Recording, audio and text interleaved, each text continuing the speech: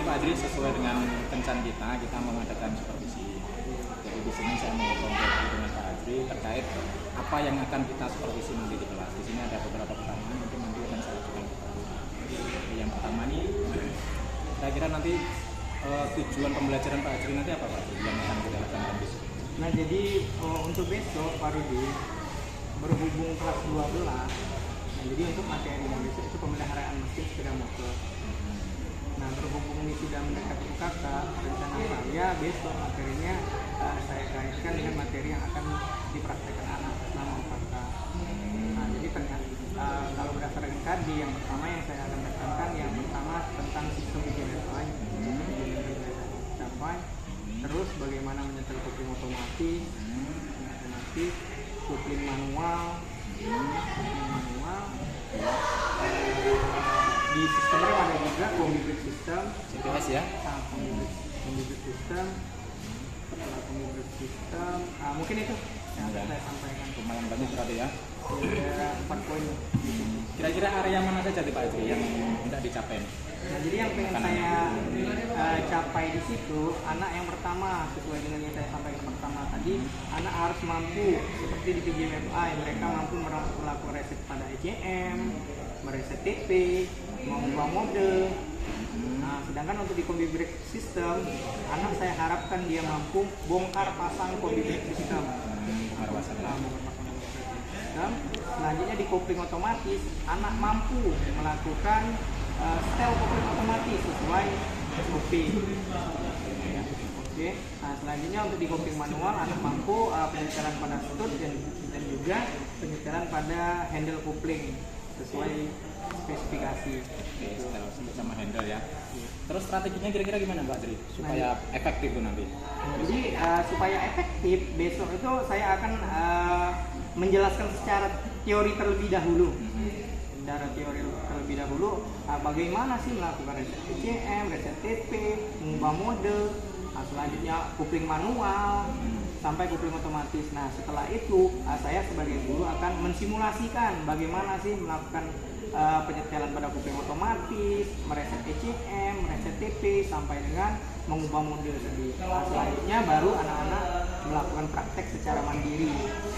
Jadi secara berkelompok implementasinya Pak Adri drill dulu di teori sebentar, setelah matang baru disimulasi gitu Pak Adri ya? Setelah itu baru saya simulasikan, selanjutnya tinggal anak meniru. Iya. Kita lihat besok Pak Adri ya, gimana strategi Pak Adri nanti bisa berjalan di kelas, nanti kita pantau, nanti kita kita cek apakah sesuai dengan strategi yang Pak Adri terapkan atau enggak. Kita sampai ketemu besok aja. Oke. Terima kasih banyak Pak Adri.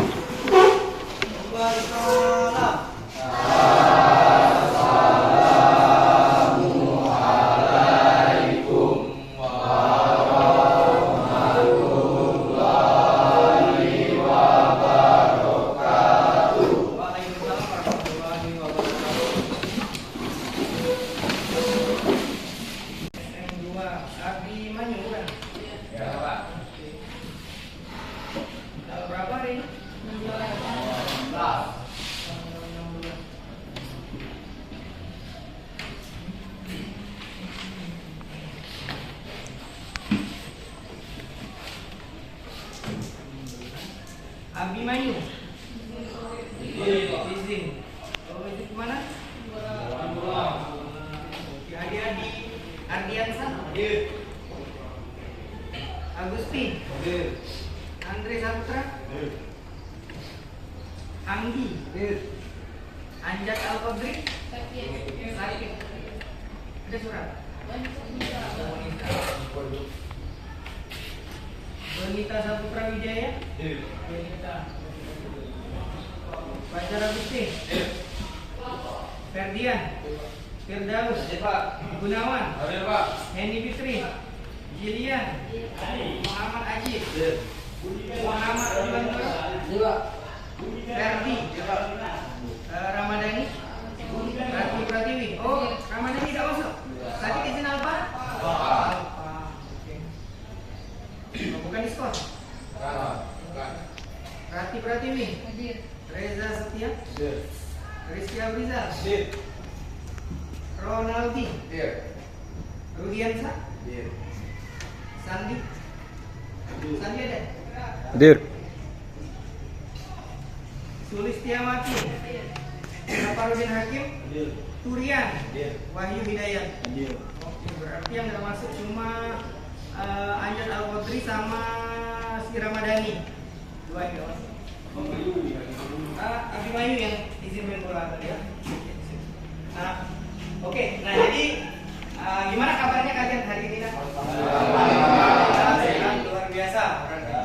Nah jadi setelah Bapak evaluasi kita persiapan UKK kemarin, kita kan langsung praktek tanpa harus mengulas teorinya dulu di kelas 11. Padahal kan mata uji UKK kita itu kan terkait dengan sistem PJMFA, setel kopling otomatis, setel kopling manual, penggantian SIM.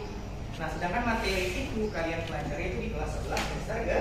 Nah, sekarang kalian harus setelah Bapak evaluasi hasil kalian praktek kemarin menurut Bapak karena teorinya belum benar-benar kalian kuasai, itu prakteknya agak lambat tuh dipahami, agak kurang terampil. Nah, jadi hari ini rencana Bapak kita sedikit mengulang materi tersebut. Oke? Oke.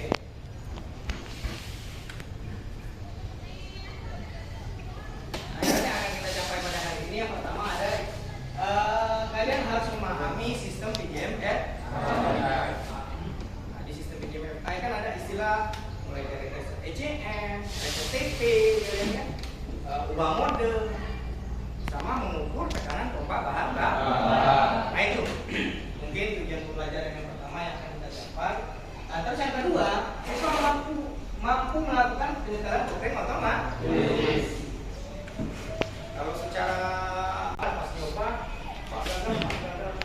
ini kita pelajari dulu teorinya lagi hari ini. Itu yang kedua kopling otomatis. Yang ketiga itu ada penyetelan kopling manual. Nah kalau pada kopling manual itu kan ada dua kan yang disetel. Ada bagian split kopling sama bagian handle kopling. Itu yang membedakan antara kopling otomatis dengan kopling manual.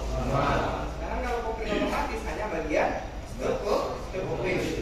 Nah selanjutnya kalian dituntut poin keempat itu mampu melakukan pembongkaran dan pemasangan kombi brake system. Kombi brake system. Combination brake system. Nah, yang maksud kombinasi brake system kan kalian sudah tahu, yang kita tekan rem bagian belakang, tapi roda depan ikut rem ikut melakukan ECS konektor dan pasang kembali penutup DLC. Selesai untuk proses reset ECM. Kira-kira di sini sampai di sini ada pertanyaan sebelum kita lanjut ke berikutnya. Untuk reset ECM. Siap tidak ada. Siap tidak ada. Itu mantap ngajar kelas 12 SM. Oke. Selanjutnya kita masuk ke prosedur reset TP. Prosedur reset TP. Sama dengan yang reset ECM tadi. Kalau ECM tadi harus kita ketahui dulu kode berapa sih yang bermasalah, sensor apa sih yang dicabut. Nah, sedangkan pada TP, sebelum kita melakukan reset TP, ada hal-hal yang perlu kalian perhatikan. Yang pertama, pastikan ECM tidak menyimpan kode kegagalan. Karena apa? Reset TP tidak bisa kalian lakukan kalau di ECM masih ada kode kegagalan. Itu. Terus yang kedua, jika kode kegagalan tersimpan dalam ECM, maka proses reset sensor TP ECM tidak dapat dilakukan. Lakukan reset TP apabila salah satu dari yang berhubungan dengan sistem bahan bakar itu diganti. Nah, kenapa sih kita harus ngereset TP? Kan sering kan Bapak bahas tuh. Alasan kamu apa ngereset TP? Karena itu tadi throttle body kamu bongkar, harus ngereset TP. Idle air screw yang di throttle body, idle air screw itu kamu putar-putar, berarti TP harus kalian pompa bahan bakar dan saringan bahan bakar. Nah, ini kenapa sih harus kita lakukan pengukuran pompa? Itu kan Bapak sampaikan kemarin, karena apabila kita lakukan pengukuran pompa, kita akan melepas selang-selang pompa. Berarti harus reset TP. Nah, jadi kalau seandainya soal numpuk di situ, lakukan reset TP, lakukan pengukuran tekanan pompa bahan bakar. Apa yang harus kita lakukan pertama?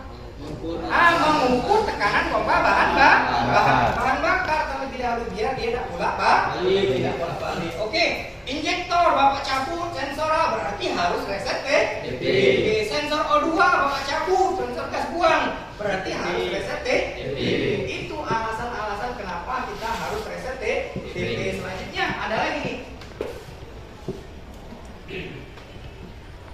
Nah, kita melakukan pembongkaran di kepala silinder. Nah, melakukan pembongkaran di kepala silinder, kita harus mereset TP.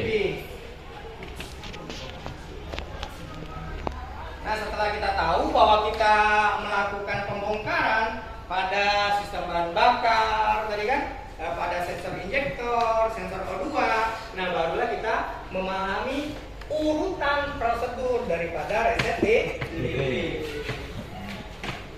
Jadi langkah pertama yaitu pastikan kunci kontak pada posisi yang kedua, lepaskan penutup DLC tadi. Yang ketiga, lepaskan konektor sensor EOT.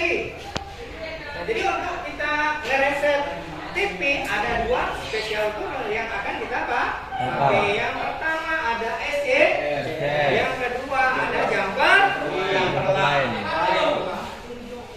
Jadi pastikan kunci kontak posisi off, lepas tutup DL, pasang SC, lepas sensor EOT, pasangkan jumper line. Selanjutnya baru on kunci kontak sambil dilihat milnya. Mil berkedip baru kita lepas jumper line. Selanjutnya off kunci kontak, lepaskan SC, selesai proses reset TP ini. Reset TP selesai. Nah, sekarang kita masuk ke reset TP. Masih bingung nggak? Ada pertanyaan coba untuk reset TP tadi, mulai dari kenapa sih harus mereset TP sampai langkah-langkah dalam mereset TP. Coba ada pertanyaan nggak? Mikir dulu. Ferdi, ada pertanyaan tentang materi kita yang menarik yaitu reset TP. Nah, kenapa sih harus di reset TP? Nah, ini kan alasannya ini. Alasan kita mereset TP. Kita lakukan pembongkaran pada komponen baik kepala silinder dan komponen sistem bahan bakar. Selanjutnya, nih urutan prosedur daripada reset TP. Kira-kira ada pertanyaan enggak, Andre Saputra? Pasti tidak ada pertanyaan. Benar, Bang? Iya. Oke, Rizky coba lagi. Oke. Apa yang terjadi bila tidak Apa yang terjadi bila tidak melakukan reset TP?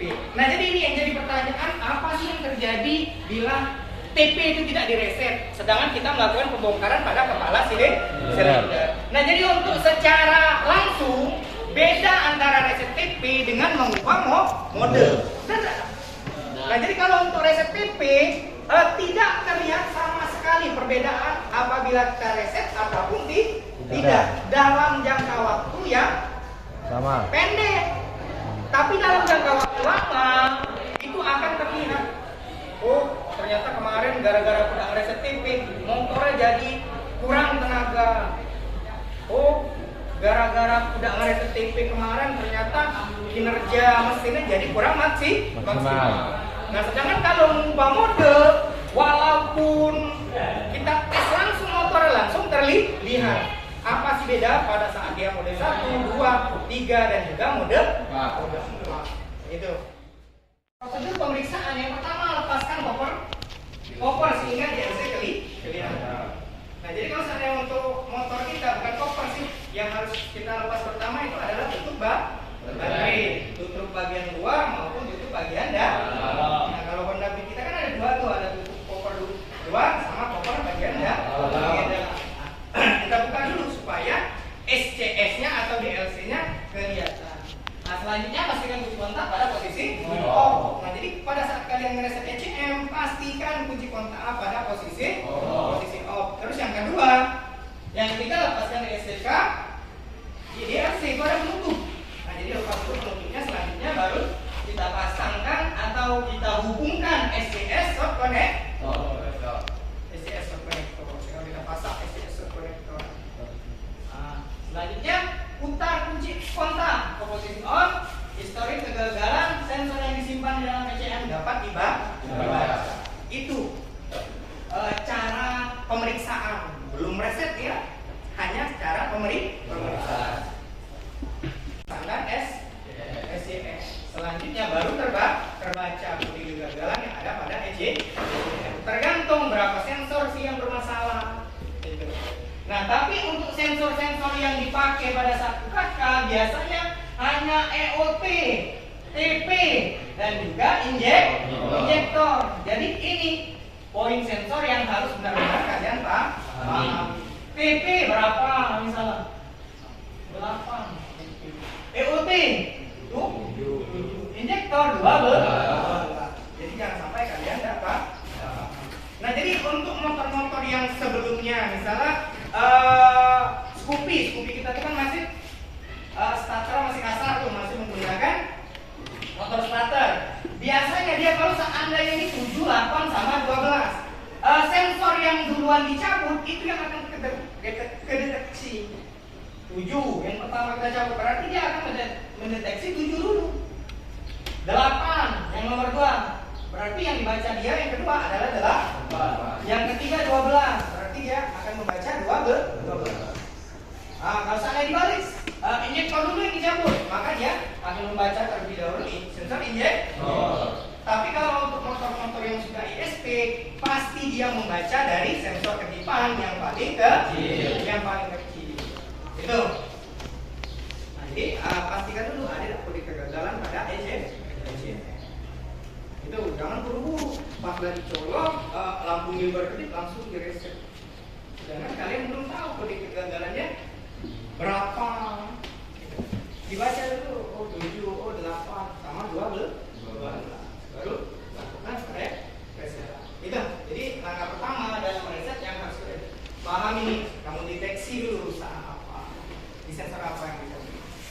Terus lanjut, cabut oleh penguji.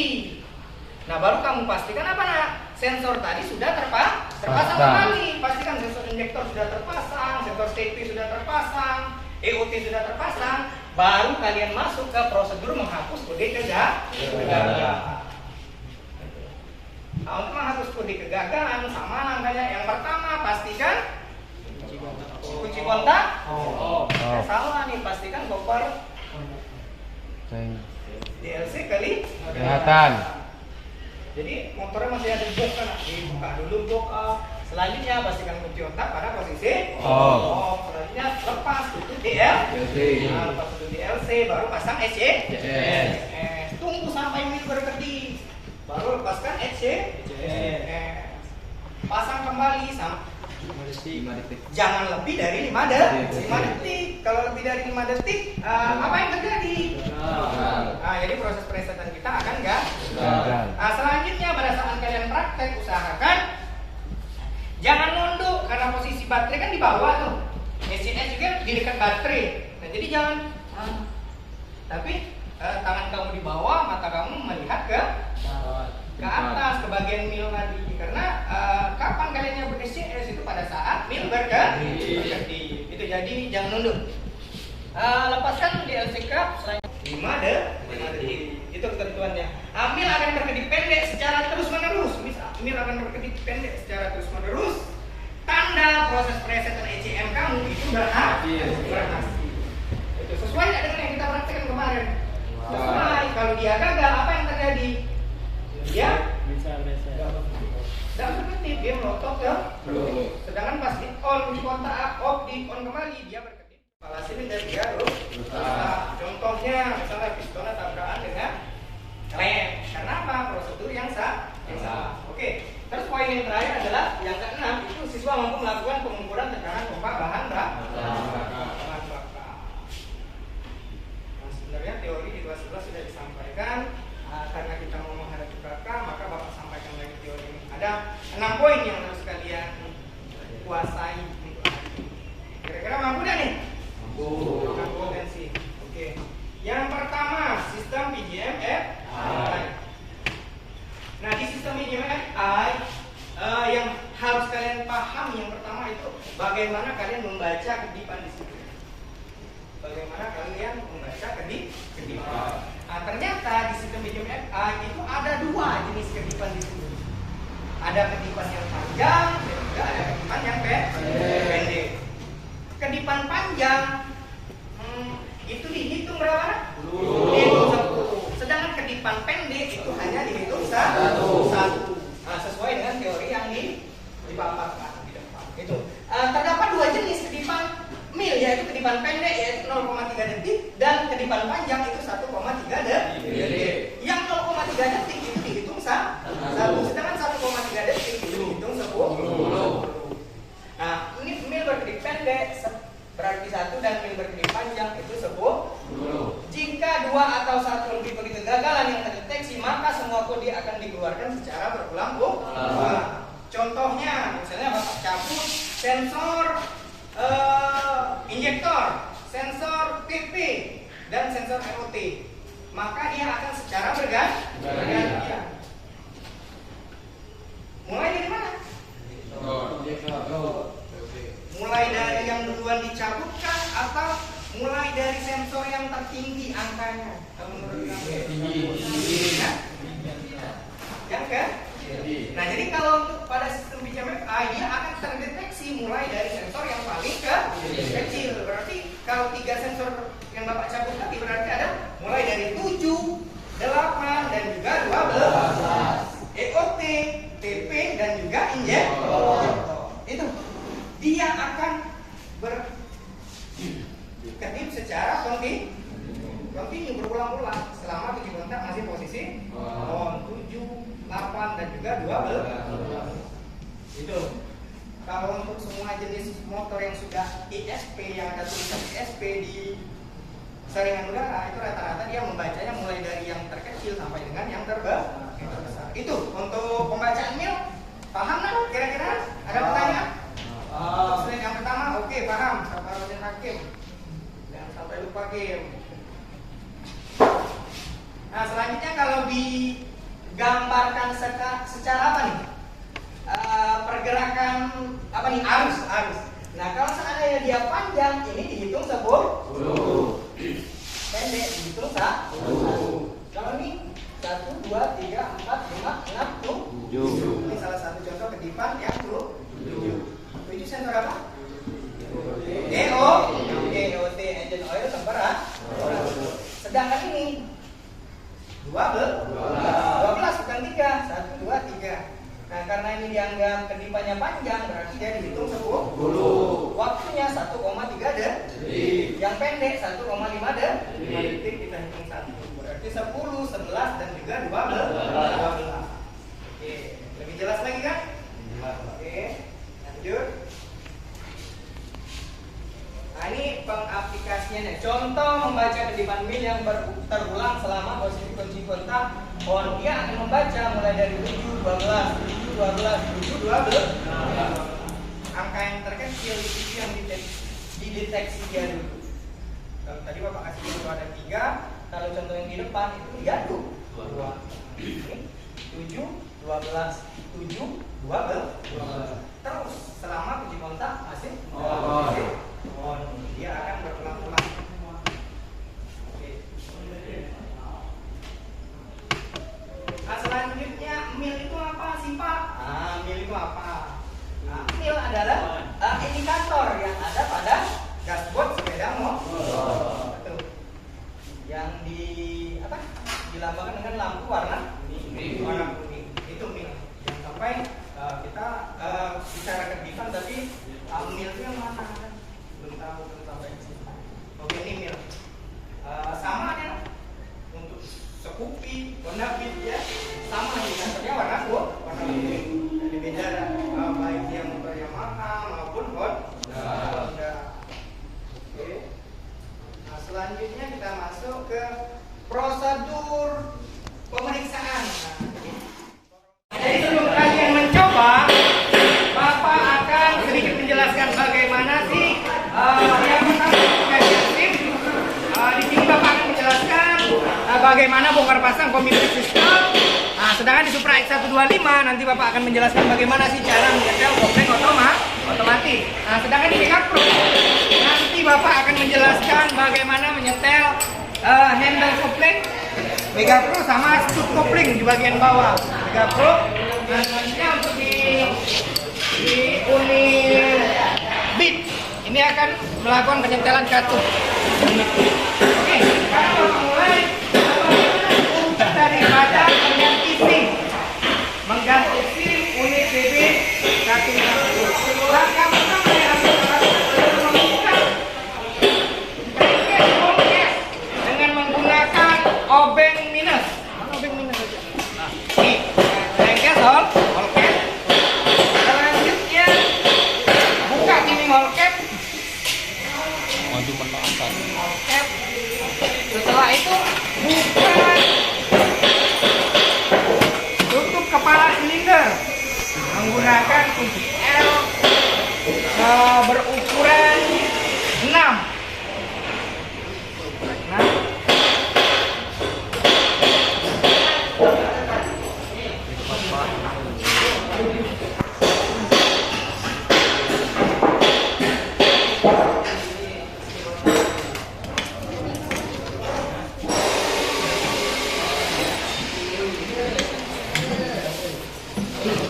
Nah, kepala silinder.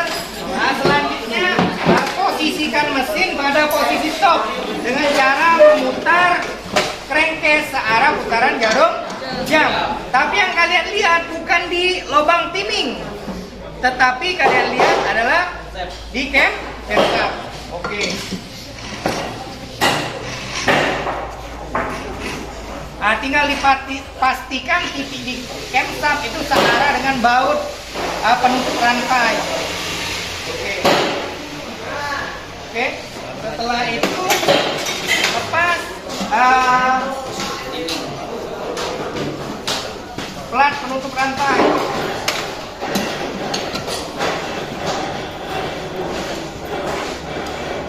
Kendorkan ke 8 baut kepala silinder dengan cara menilang.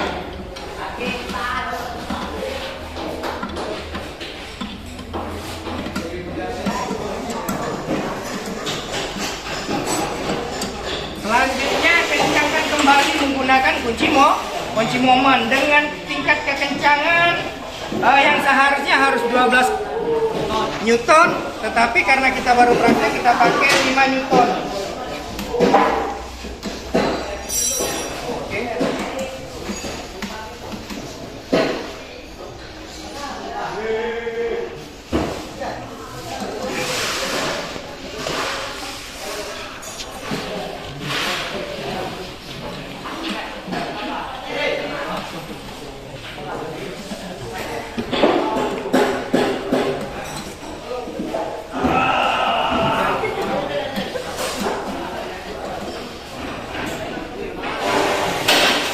Nah, tujuannya apa harus kencangkan lagi 5 Newton itu untuk mendapatkan tingkat akurat daripada pengukuran SIM kita nanti. Nah, selanjutnya baru kita tentukan SIM mana yang akan kita ganti atau kita hitung. Itu. Selanjutnya kita ukur, kita masukkan ke rumus ABCD tadi. Oke, mungkin itu penjelasan untuk yang di penggantian SIM. Nah, selanjutnya Bapak sedikit menjelaskan yang di combustion brake system. Yang pertama, buka baut penyetel rem. Jadi kita buka baut penyetel rem. Ini nampak utuh ya.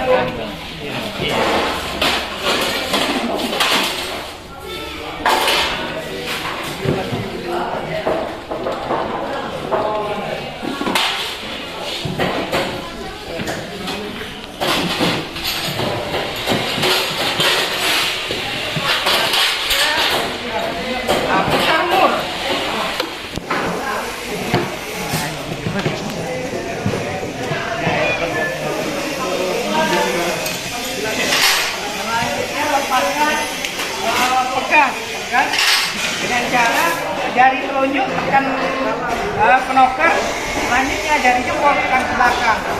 Nah, oke. Selanjutnya lepaskan bulir daripada baut kabel. Dan selanjutnya kita buka equalizer box.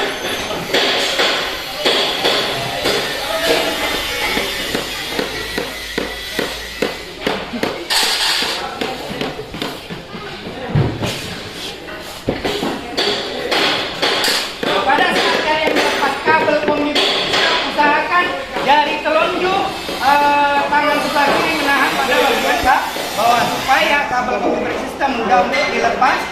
Lepas kanan, selanjutnya kita lakukan lagi.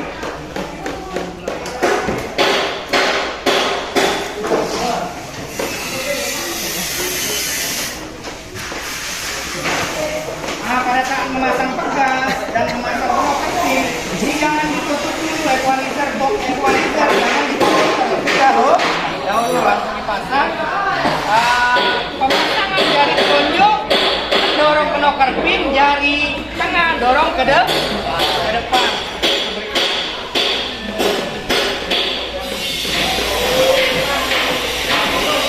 Selanjutnya disetel sampai tanda goresan pada knocker pin itu tidak terlihat. Oke.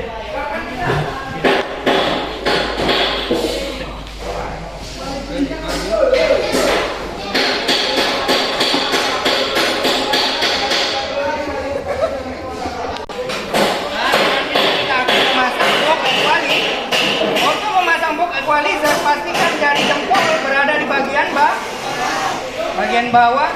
Selanjutnya posisi pegas yang panjang itu menempel di rem parkir. Nih, yang panjang yang menempel di yang kena setting. Selanjutnya kita pasang di box equalizer. Nah, ini tinggal dicongkel sedikit. Oke. Selesai.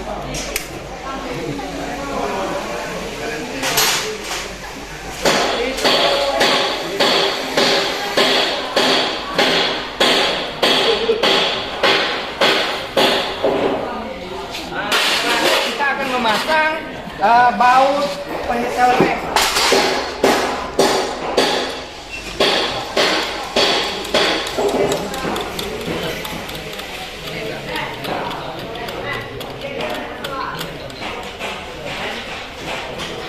Selanjutnya ukur jarak main dengan handbrake.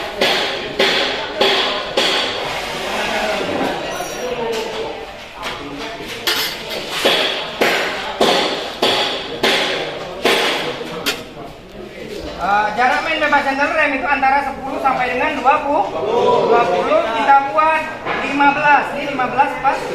Selanjutnya kalau memang sudah didapat, kita uji kunci. Selanjutnya putar roda bagian depan, Dona. Tolong putar Dona. Oke, keren nggak? Oke, selesai proses pembongkaran dan pemasangan sistem. Oke, sekarang sudah pukul 15.50. Sekarang Bapak harap kita beres-beres tempat, kunci dilap-lap lagi. Selanjutnya kita baru pulang. Ini Bapak harap ruangannya bersih, alat-alat bersih. Setelah itu baru kita tutup pulang. Selamat pagi Pak Adri. Pagi Pak Rudi. Gimana kabarnya? Alhamdulillah sehat ya, lagi sibuk. P5 nih anak-anak. P5 ya? Pak Adri panitia nih ya? Iya. Iya. Beracara nih hari ini Pak Rudi. Gini Pak Adri, jadi terkait supervisi kita kemarin, Iya, kita hari Rabu ya? Hari Rabu ya, hari Rabu kita mulai di pra observasi waktu itu. Hari Kamis Pak Rudi, bukan Rabu. Hari observasi, Kamis yang ngajar. Kamis yang supervisinya ya? Oh iya.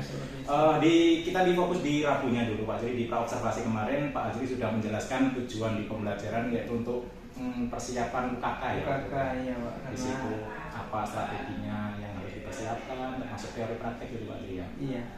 Oke, selanjutnya hari Kamisnya kita melaksanakan supervisi.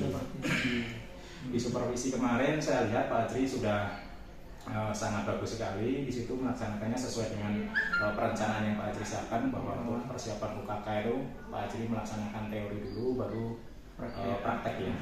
Di sini harapannya di pra observasi Pak Ajri siswa ini paling tidak menguasai beberapa kompetensi gitu ya. Kalau bisa disebutkan apa saja kemarin Pak Ajri ya? Yang pertama ada sistem DJMFI, Pak.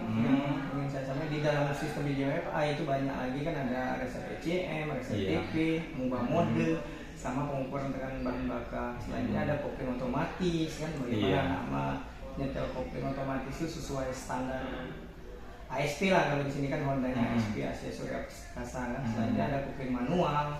Setelah kopling manual, karena para observasi kemarin belum saya masukkan yang penggantian SIM, jadi pas praktek dan teori kemarin kan saya masukkan yang penggantian SIM itu baru. Selanjutnya ada combi bridge system.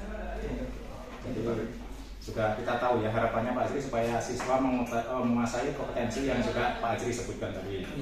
Itu tujuannya. Terus selanjutnya kalau Pak Ajri lihat itu waktu pembelajaran mulai itu dari rentang 1 sampai 10, kira-kira Pak Ajri kekuatannya itu yang dimiliki itu berapa tadi?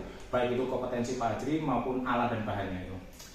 Kalau berdasarkan persiapan saya kemarin, mungkin 8 lah Wardi. Kalau rentangnya 1 sampai 10, 8. Istilahnya saya mampu, istilahnya apa yang saya sampaikan mampu dicerna oleh siswa, baik secara teori maupun secara praktek kan. Selanjutnya kalau boleh saya tahu Pak Ajri, hambatannya itu apa saja Pak kemarin yang Bapak temui waktu belajar? Fokus anak sih Pak Rudi, kalau menurut saya sih, kalau memang anak yang serius, teori dan praktek yang saya sampaikan kalau menurut saya mudah menurut saya. Tapi tinggal keseriusan anak, baik mencerna penyampaian saya secara teori maupun secara praktek. Karena kendala di lapangan Pak Rudi, anak ini banyak nonton Pak Rudi, bukan banyak prakteknya. Itu pada saat pelaksanaan di lapangan. Tapi kalau memang anak mencoba, istilahnya 2 atau sampai 3 kali mencoba, anak pasti mampu. Iya, betul sekali. Ini juga terlihat kemarin pas waktu sesi supervisi Pak Ajri ya. Jadi waktu supervisi kemarin bagus sekali Pak Ajri menerangkan itu dengan memberi contoh dulu di praktik. Karena cuma kendalanya pas waktu teori di situ ya. Teorinya di situ Pak Ajri menggunakan metode ceramah. Saya lihat antusiasmenya anak ini hanya beberapa saja, yang lain hanya mengikuti saja. Pak Ajri suruh ke sini, ikut ke sini. Jadi apa ya istilahnya tuh? Kemandirian siswa ini belum terasa dengan maksimal. Kalau saya cermati kemarin. Terus kira-kira solusinya gimana Pak Ajri untuk mengatasi itu tadi? Untuk mengatasi anak siswa yang kurang antusias dengan itu tadi. Nah sebenarnya pembelajaran apa ya Pak Rudi, kalau di SMK nih, kalau diskusi, kalau menurut saya pribadi nih sebagai guru kan, menurut saya lebih tidak efektif karena kalau diskusi anak tuh banyak yang bergantung ke satu biasanya Pak. Satu orang cuma nebeng nama. Jadi mau tidak mau saya sebagai guru harus maksa itulah metode yang paling tepat kalau menurut saya untuk menyampaikan materi itu ceramah tadi.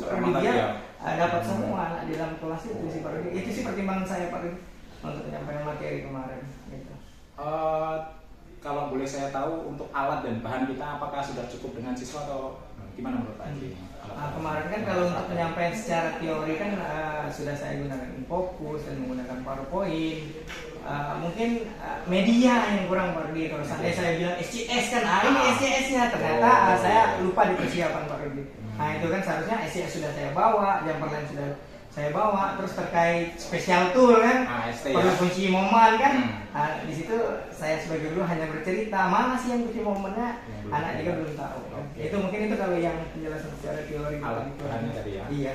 Oke, terus selanjutnya kira-kira gimana strateginya Pak Ajri untuk ngakali itu semua ke depan ini supaya itu ini ternyata ini alatnya, strateginya apa? Berarti kalau memang belum ada di sekolah berarti harus saya persiapkan, dan kalau memang sudah ada di sekolah berarti sebelum saya proses belajar mengajar saya harus minta dulu ke teknisi saya Pak untuk menyiapkan SCS, kunci momen, pilar G kan untuk penyalahan celah katut dari Pak Rudi. Mungkin itu komunikasi saya dengan teknisi yang kurang. Tapi misalkan itu sudah ada Pak ya? Ada, sebagian alat sudah ada, tapi persiapan saya mungkin yang kurang dari pas penyampaian teori. Oke, jadi itu ya, misalkan alatnya sudah ada, selanjutnya kira-kira gimana ukuran menurut Pak Ajri ini, ukuran keberhasilan siswa ini? Kalau Pak Ajri, oh ini sesuai goal saya, ini belum sesuai, itu kira-kira apa ukuran keberhasilan? Nah, jadi kalau terkait, misalnya saya ambil satu contoh Pak, dari apa yang saya sampaikan kemarin, siswa yang dinyatakan berhasil, contohnya melakukan pembongkaran dan pemasangan combi brake system. Nah, jadi di situ kalau standar DUDI itu rata-rata 10 menit kan. Nah, tapi pengalaman saya untuk siswa-siswa yang sebelumnya itu bisa melakukan pembongkaran dan pemasangan itu dalam waktu 6 menit. Selanjutnya pembongkaran itu harus dilakukan sesuai dengan urutannya Pak Rudi. Contoh misalnya combi brake system, langkah pertama itu melepaskan baut penyetel rem belakang. Selanjutnya melepaskan kabel combi brake system. Setelah itu baru membuka box equalizer kan, seperti yang saya praktekkan kemarin kan.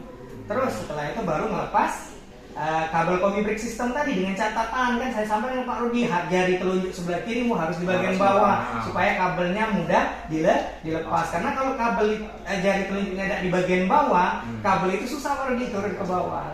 Nah itu Pak Rudi, standar saya siswa mampu melakukan sesuai dengan urutan yang benar. Itu Pak Rudi, siswa yang saya anggap. Pertanyaan terakhir Pak Ajri, kira-kira tindak lanjutnya gimana Pak Ajri? Kedepannya nanti strategi Pak Ajri untuk supaya lebih efektif lagi dalam pembelajaran nanti? Apa ya? Mungkin pembelajaran team teaching nih Pak Rudi kalau menurut saya. Nah, jadi kan pengawasan anak lebih efektif kan. Nah, karena itu tadi Pak Rudi, anak ini kalau seandainya tidak kita awasi, tidak mungkin dia mau nyoba apa yang sudah kita praktekkan tadi. Itu sih kendala anak-anak kita yang ada di SMK kita. Karena mungkin hanya 1-2 aja yang.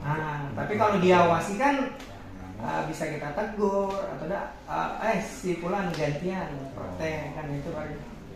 Oke, terima kasih Pak Ajri. Semoga nanti ke depan kita bisa lebih maksimal lagi dalam pembelajarannya. Dan anak-anak yang kurang antusias nih bisa lebih lebih aktif lagi. Lebih aktif dalam pembelajaran. Ya, gitu aja. Terima kasih banyak. Pak Ajri. Terima kasih Pak Rudi atas koreksinya.